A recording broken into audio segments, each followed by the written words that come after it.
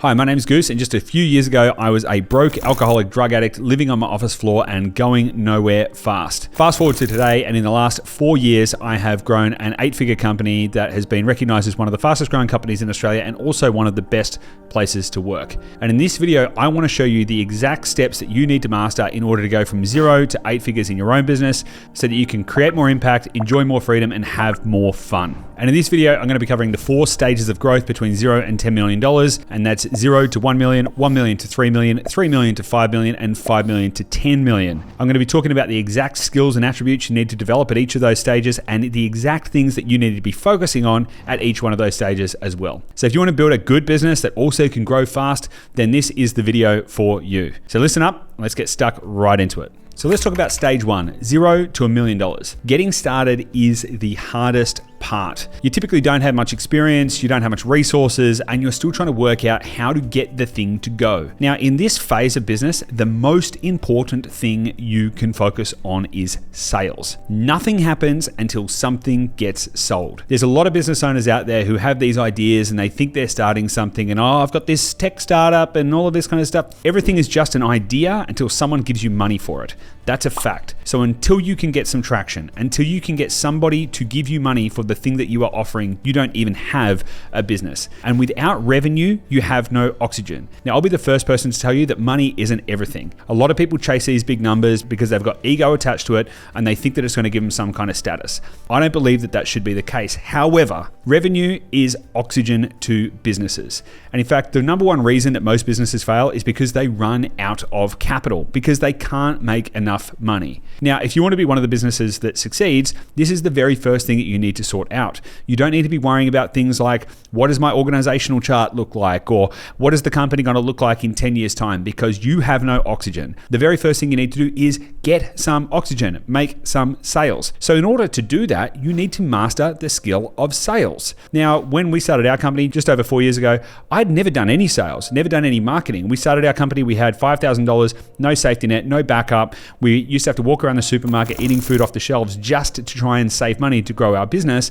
And we had to learn this fast because we had nothing to back us up. And so we had to learn the art of sales and then marketing, which we'll talk about in a moment. And it is one of the most valuable skills that you can develop. But here's the other thing. You might have a good idea that you think is going to work, but the act of trying to sell it will actually validate whether or not the market wants what you have, because it may not. Now, I know from experience where we've had great ideas and we've spent a lot of money to develop a concept and found that no one wants to give us the money for it, or perhaps they do, but not as much money as we need for this to be an economically viable proposition. So the act of taking your idea and your concept and your skills or whatever it is that you've got for sale to the market and actually getting someone to buy is going to give you all of the validation you need to know whether or not you can find product market fit. And this is the most important thing to determine whether or not you're going to have success in your business. It's not about your website. It's not about your business cards. It's not about your logo. It's not about your brand. It's not about anything other than putting cash in the bank. Now, the only way you can do that is if you provide something that's of value and of service and done all of that kind of stuff. So I'm not sitting here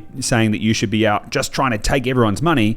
Not at all. But that doesn't devalue the idea that sales is the most important thing you can be focusing on in this first stage of business. And one of the biggest mistakes that I see business owners make in this phase is they think that more products, more ideas, more different offers in the market, the more money they're going to make. And that is absolute nonsense. In fact, you should be thinking about what is the one thing that I can sell that is going to get me to $1 million and beyond. And you just focus on selling that one thing, one product or one service to one part of the market. You don't want to try and sell it to everyone. So if you've got a product that's for business owners, you don't want to be out there saying, I've got this widget and does anyone want to buy it? You want to get honed in on who is your target market, what is the product, how does it serve them? One product, one market. That's all you need to sell. That's going to get you to $1 million. Now, you don't need to build systems, you just need to get going and build traction. The skills and attributes you're going to need to develop at this stage are obviously sales skills. Now, that sales is a skill, and learning how to sell ethically and with integrity is an even greater skill, and that is the thing that is going to give you the most amount of reward. No one wants to be known as the used car salesman type guy who's cruising around at all the parties trying to sleaze on everyone to give them money. That is not sales. That is not being a professional salesperson. A salesperson finds a gap in the market, sees someone with a need, need and helps to solve that need and does it ethically and with integrity. And that is really, really important. Another attribute you're going to need to have at this stage is an entrepreneurial mindset. So if you're the kind of person that wants to play things safe and just wants everything to be nice and slow and steady and easy and no big shocks and no big surprises, then really question whether or not this stage is for you. Maybe you'd be better off joining an organization which is already at a later stage, or you need to accept that you're actually exposing yourself to greater risk. An entrepreneurial mindset gets comfortable with risk and is comfortable with the idea of pursuing growth in the face of risk, because doing nothing is a risk. Going slow is a risk. Going fast is a risk. Everything at this stage is a risk, and everything you do could mean success or failure. Now, I'm not saying that to scare you. I'm saying that so that you can be open-eyed as you go through this journey. It's a crazy part of the journey. I've been there, I've experienced it, I know what it's like, and I share your pain. But it can also be incredibly fun. And if you look for the upside in the experience and see everything as an opportunity to learn, this is going to be one of the most exhilarating parts of your life. The other thing you're going to need to do at this stage is get clear on your product market knowledge. So as I mentioned earlier, you may have an idea of how this thing works and how people want to buy it and what their pains are and what they aren't, but you will only validate that through sales. You will only validate that by speaking to people who may or may not want your stuff, and then either they say they want it, then you should ask them, why do you want it? Or they say they don't want it, and then you ask them, why don't you want it? It is the most valuable stage that you can go through. And then document every bit. Not only that, you should be using all of this data to actually form what is your dream client profile. A lot of people say, come up with your dream client profile before you start your business so you know who you're going to go speak to. I say that is nonsense, because you can never really know who that is. You might have an idea that maybe it's mums from Bondi Beach, but in fact, maybe you find that in fact it is aunties from North Queensland that is a better market for you and a better target. So understanding your customers as they are, not as you perceive them to potentially be, is going to be a far better way to establish product market knowledge and know how to carry your business forward. Also, one of the most important things you can develop at this stage is basic financial management. You don't need a CFO, you don't need super complex financial models, but what you do need to get clear on is your profit and loss. You need to understand, where is the money going? How is it going there? When is it going there? What am I getting in return? Am I making money? Am I losing money? What is my burn rate? What does my cash flow statement look like? These are all things that you need to learn. So these are some essential concepts that you need to understand in order to know if your business is moving in the right direction. Okay, so you've got to your first $1 million, your business is growing, and you're thinking, cool, what's next? So stage 2 is going from $1 million to $3 million.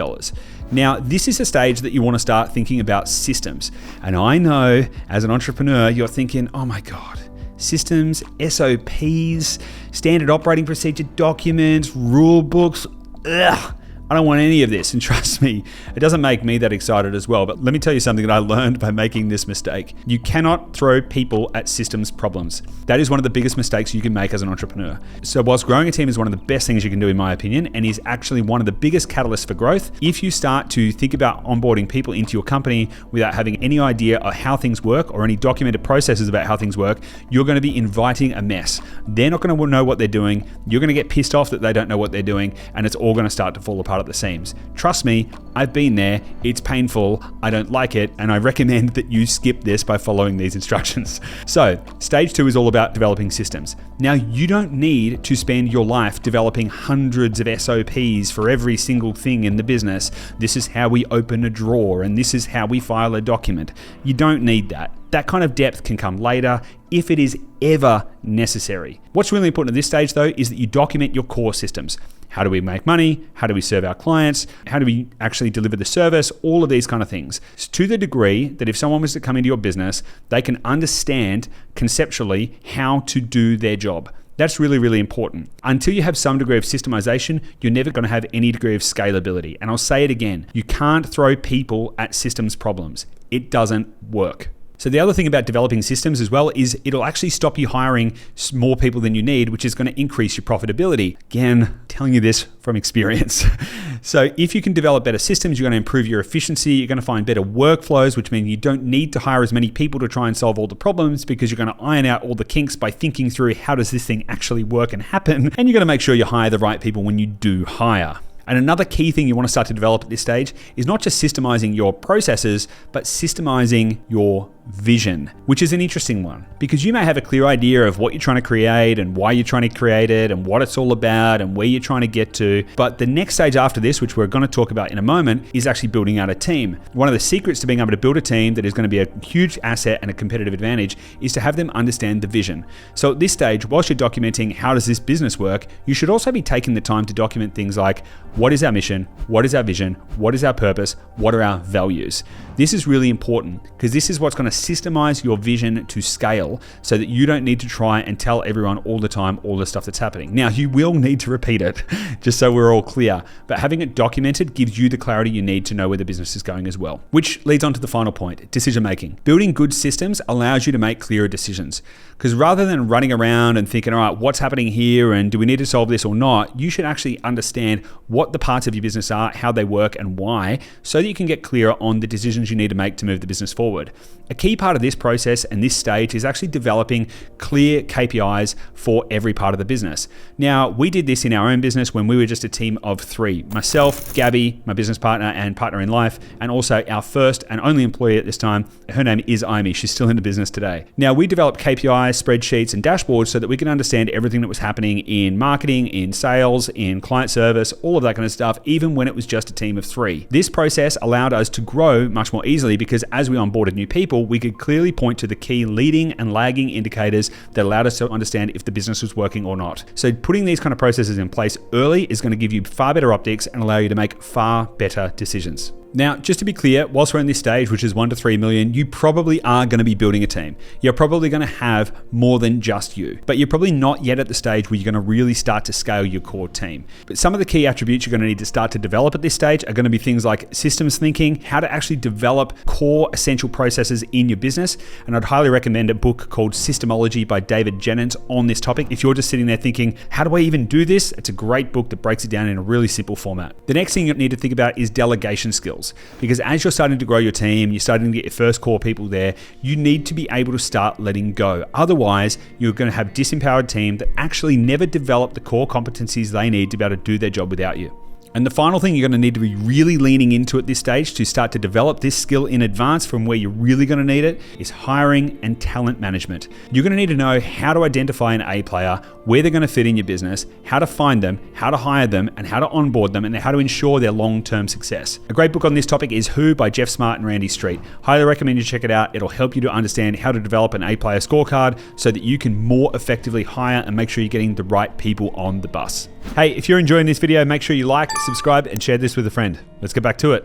Okay, the next stage is stage 3. So you've made it to $3 million and you're thinking, Yahoo, this thing's starting to move, and congratulations, because it's a huge effort to get to this stage. Now, you've likely got some systems in place, not an overly bureaucratic system, but enough that people know what they're doing. You've probably got a few key team members around you now, and you're starting to think, geez, I really need to start building a bigger team so that I can make this thing go even further. I'm really proud of you because this is a tricky stage to get to. And so now I want to help you get through this stage to the next one so you can continue to grow your business. So because you've now got some systems in place, you've found some efficiencies, you've kind of worked out some of the kinks in your business, it's now time to grow your team. Now, I will point out that some of these stages, they may overlap a little bit. This stage may start just a bit before 3 million for you. So this isn't a hard and fast rule, but the idea is to give you a heuristic so you can understand, broadly speaking, how these things progress. So if you're at a stage where you're like, I'm at 2 million in revenue or even 1.5 million in revenue, but for whatever reason, you're ready for this stage, you're ready to take on the next step, then this is it for you as well. So it doesn't have to be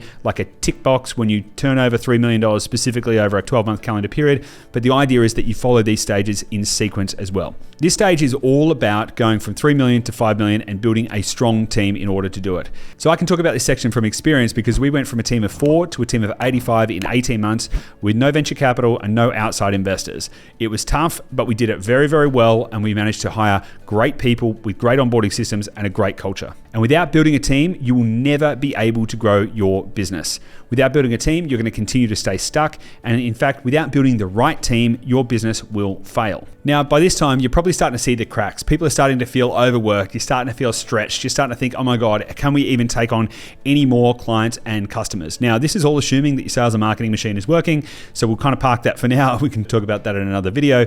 But the thing is here, you're probably going to start to see some cracks. If you're growing, you're moving, you're getting to this stage in revenue, and you're thinking, can this even go on? This is the time you need to expand. Now, not only that, you're going from a stage where generalists were probably the perfect solution in your business, and you are probably a generalist yourself. Now you want to start thinking about specializations. This is the stage where you really need to start putting some thought into things like organizational design, which is maybe not something you've ever thought about. This is the stage where you want to start thinking about, okay, well, what are all of the positions going to be? What does the management hierarchy look like? Who is going to report to who?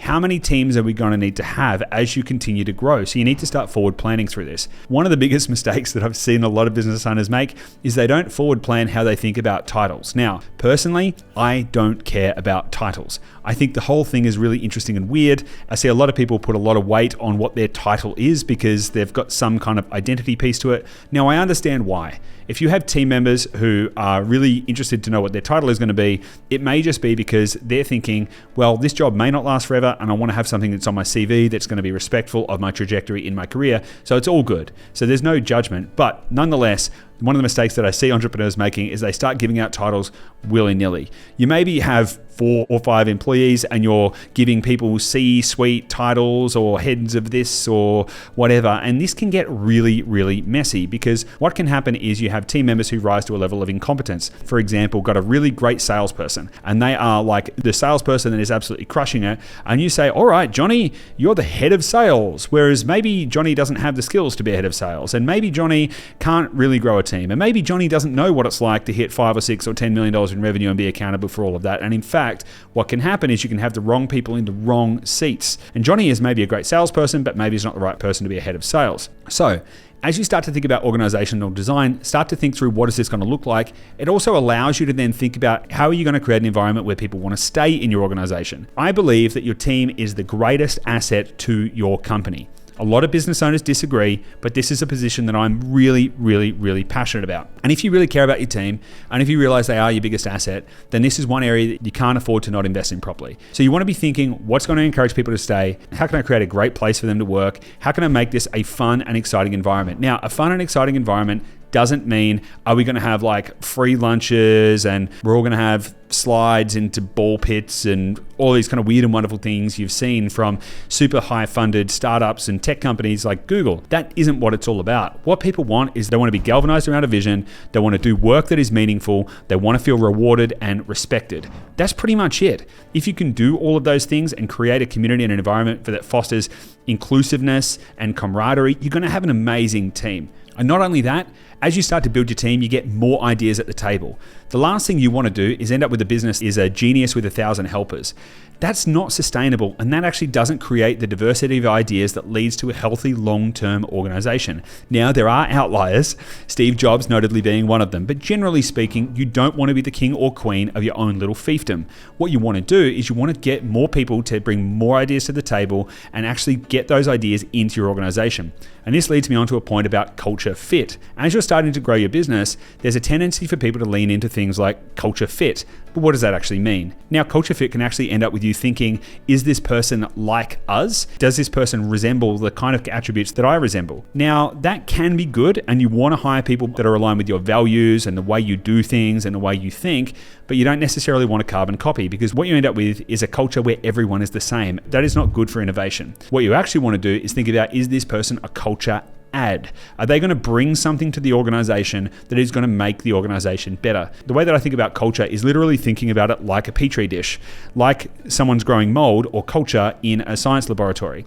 And thinking about, if I add this ingredient, a new team member, into this petri dish, is that going to make the culture, the organism in the petri dish, stronger and better? That's the way to think about it. So diversity is a really great way to actually derive more innovation and better decision making in your organization. Now, of course, as you're starting to develop a team, you're going to need to make sure that you are developing leadership. Now, first and foremost, you're going to need to make sure you're developing leadership within yourself. That is one of the most important things you can do, is to become an effective leader. So that is a key characteristic that you're going to need to focus on for yourself. But then more than that, you're actually going to need to think about, how are you developing your team to be leaders, because they are the people that are going to be the culture keepers that are going to carry the vision throughout the rest of the organization as you grow. So not only do you have to develop yourself, and you're probably, doing all this kind of stuff for the first time and thinking, holy hell, I don't even know what I'm doing half the time, and that's normal. You then need to actually work out how can you develop leadership that scales so that you've got people in your team who are representing your company, your vision, and your values to other team members in the way that you want. One of the areas that can break down really quickly is when you have misaligned management styles and leadership styles through an organization, and that never works. So you really need to focus on that too. And the final thing you're going to want to really pay attention to at this stage is developing employee engagement strategies. Now, I talked about this a little bit because I've already talked about how to build a workplace that people really want to be at, but actually think about how do you foster that community? What are the proactive strategies you can do to make sure that people feel highly engaged in their workplace? There are tools that you can use to measure employee engagement, and I highly recommend you do it. And the more that you can be transparent with your team, and the more that you can show them that you care about them caring about where they are at, the better the team you are going to build. And this is going to be the biggest asset you're ever going to create in your business, and it's ultimately going to be the thing that drives the most amount of growth. I'll put one final point on this, just to make sure that you understand it. You can solve any problem in your business with the right team member. Let me say that again so it lands. You can solve any problem in your business with the right team member. And this is the idea of who, not how. So rather than thinking, I need to go and solve all these problems, if you have a problem, it's a case of how do you find the right person? Maybe you're having problems with your marketing. Does that mean you need to go fix it? Or do you need to find someone who is far better than you, who can fix it faster and stronger and make this thing blow up? Maybe you're having problems understanding how to develop a culture in your business. So maybe you need to hire a people and culture specialist. So the idea of who, not how, is going to not only deliver you more freedom, but it's actually going to give you far better results. There's always someone who's smarter and better than you at tackling a specific problem. And I highly encourage you to get out of your own head and realize that you can actually leverage other people's skills, interests, and attributes to help your business grow faster. And so the skills and attributes you're going to need to have at this stage are things like advanced leadership. You're actually going to need to start to step up and become a significant leader. You're going to need to know how to put others first, how to be a servant leader, how to be a strong leader, how to be empathetic yet assertive. All of these kind of characteristics that you're going to need as a leader to be able to lead an organization at scale. And then you're also going to need to start thinking about things like advanced financial management. So if you don't have one already, it's probably a good time for you to start thinking about getting something like a virtual CFO, someone who's got some skills that can help you develop the models you need to be able to see into the distance. Knowing your numbers in the business is one of the most important things ever because it allows you to see where you are going. It's critical. Personally, I look at our financial model at least a couple of times a week, depending on what is going on. Not because I'm obsessive or weird, but because I like to think, how is this thing going to relate to another thing? It keeps me fresh and keeps my perspective in check and allows me to think about where we're going and allows me to make really strategic decisions in the business. Like, should we hire more people or not? What is going to happen in 3 months or 6 months or 12 months time to our cash? So I'd highly recommend getting more sophisticated in the business at this stage to make sure you know your numbers deeply. It is critically important because you don't want to accidentally find yourself in a situation that you could have foreseen coming that is not the kind of situation that you want to be in. And the final stage is stage 4, $5 million to $10 million. Now, I mentioned earlier when I was talking about the first stage that one of the biggest mistakes that business owners can make is starting to chase too many ideas. This idea that they're going to have more products and more services and make more money, and it is complete nonsense. In fact, you should really be focusing on what are the minimum number of things that I can do in order to achieve my goals.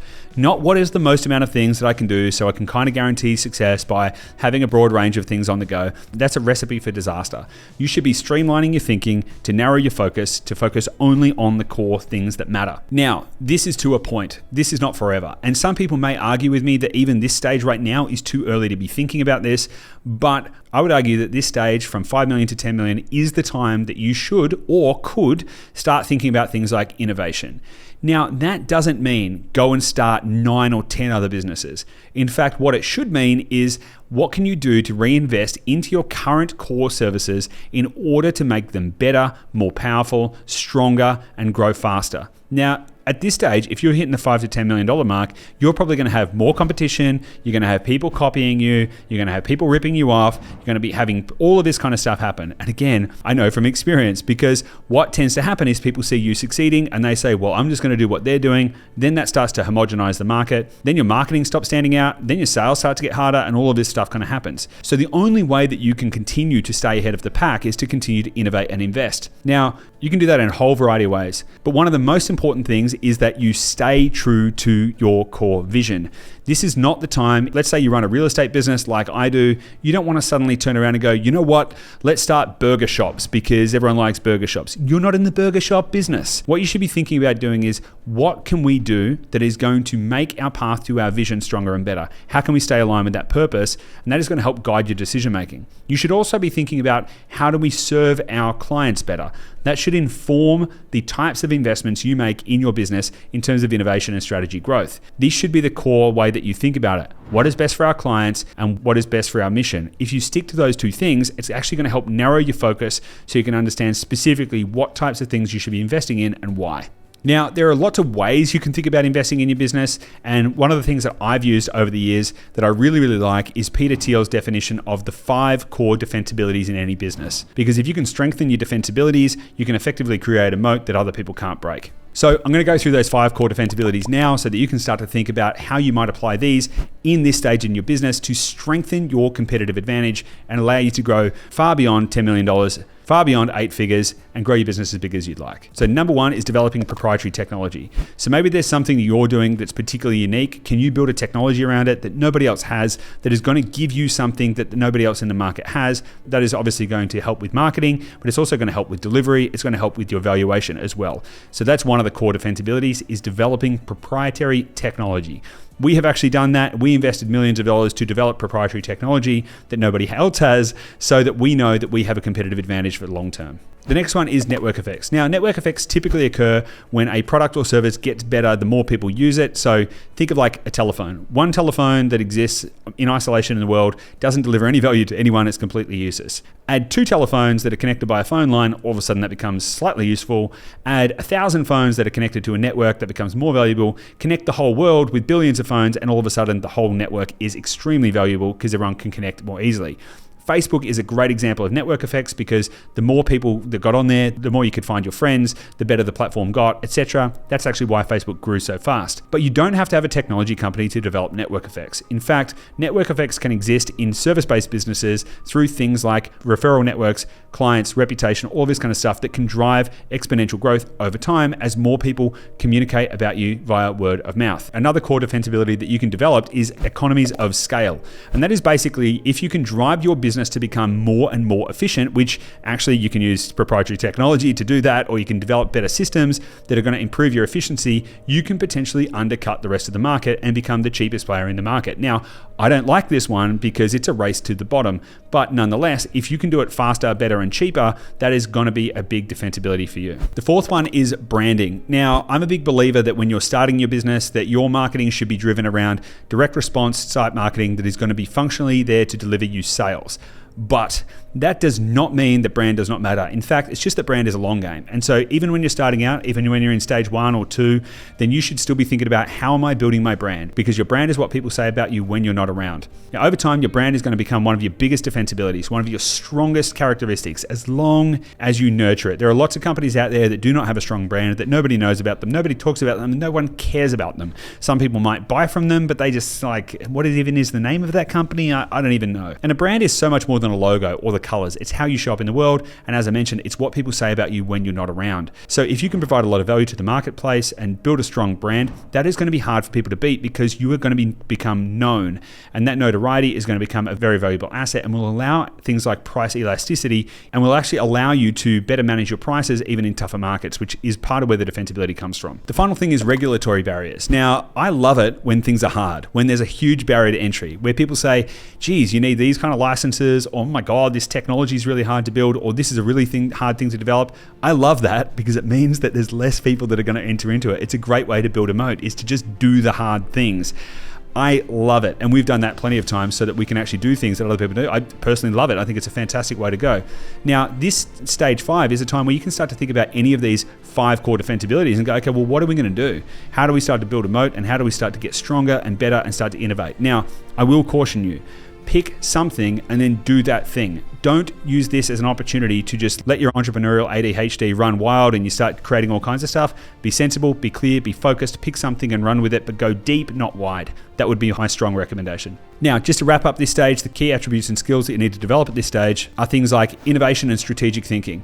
It's all well and good to come up with an idea, but until you can think through the strategy of that idea, it's probably not going to work out very well. Again, trust me, I've been here. Great ideas with no strategy lead to pain. So make sure you're developing some strategic thinking capabilities. Make sure you're actually thinking about how and why you're innovating, and start to then lean on other people as well, which in fact leads on to my next skill and attribute that you need to develop, which is collaborative leadership. At this stage, you actually need to start leaning on the skills, inputs, and ideas of the rest of your leadership team, which you've probably developed by this stage. You need to be able to get other ideas to the table and actually say, hey guys, what do you think about this? How do you think we should solve this? Versus just saying, hey guys, we're doing this and here's why.